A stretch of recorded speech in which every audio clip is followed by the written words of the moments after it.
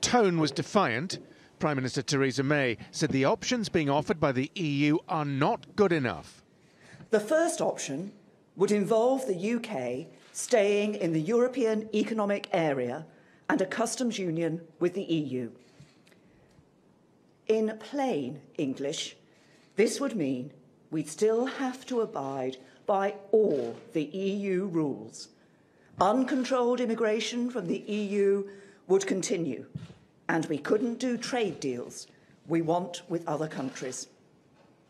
That would make a mockery of the referendum we had 2 years ago.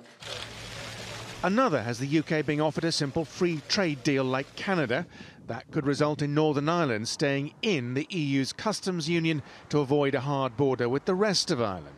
Creating any form of customs border between Northern Ireland and the rest of the UK would not respect that Northern Ireland is an integral part of the United Kingdom, in line with the principle of consent as set out clearly in the Belfast Good Friday Agreement.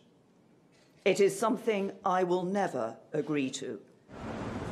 And despite EU leaders telling her in Salzburg that her checkers plan for a third option would not work, she showed no signs of backing down.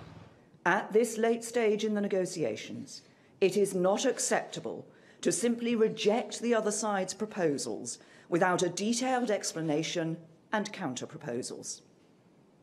So we now need to hear from the EU what the real issues are and what their alternative is, so that we can discuss them.